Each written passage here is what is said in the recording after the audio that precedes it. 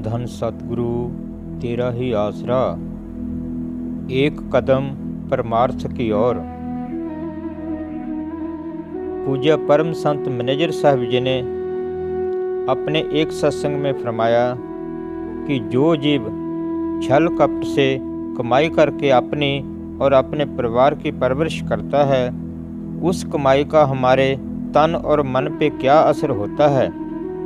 आप जी ने फरमाया कि एक वेश्या थी, उसने सारी जिंदगी गलत तरीके से कमाई की।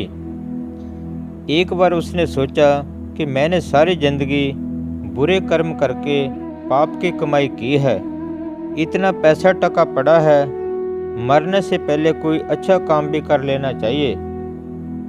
तो उसने ये सोचकर काफ़ी पैसा लगा के एक मस्जिद बनवा दी कि चलो लोग यहाँ आके नमाज पढ़ेंगे, मेरा भी कोई चंगा कर्म बन जाएगा।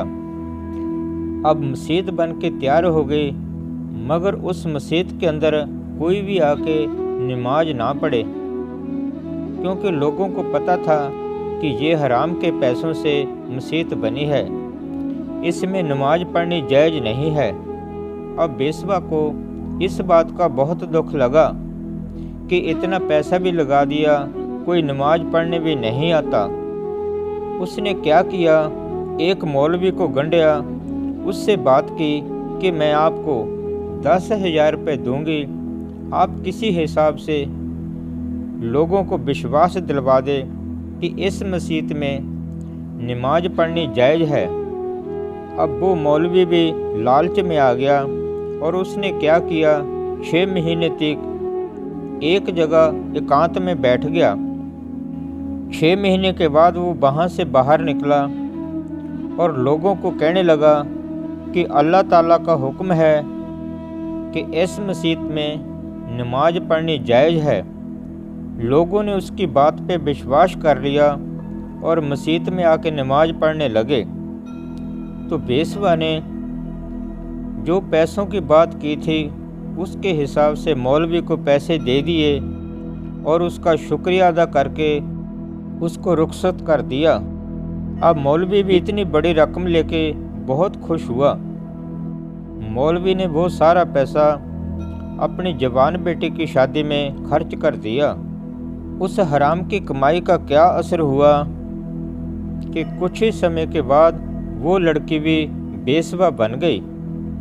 पूज्य मैनेजर साहब जी ने फरमाया कि खुराक का हमारे जीवन के ऊपर बहुत ज़्यादा असर पड़ता है। एक मुसलमान फ़कीर शेख सादी ने लिखा है कि अगर खुराक ज़्यादा खाने से ये स्थूल शरीर मोटा होता है, तकड़ा होता है, तो खुराक के कम खाने से आत्मा बलवान होती है। फिर आप लिखते हैं कि पेट का जितना हिस्सा खुराक से खाली रहेगा वो खुदा के नूर से भर जाएगा। गुरबाणी के अंदर भी इस बात का जिक्र आता है, अल्प आहार सुलभ से निंद्रा, उन्ना दुनिया तोड़े बंधना, अन्न पानी थोड़ा खाया। आप ये फरमाते थे कि ये गलत खुराक का ही असर है कि घर घर में लोग बीमार पड़े हैं।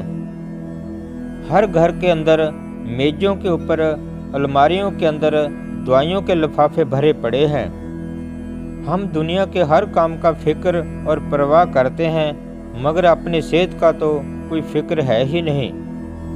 दुनियावी कामों के लिए हमारे पास टाइम है, हर बंदा सारा टाइम दुनियावी कामों के पीछे कीमती टाइम खराब कर रहा है।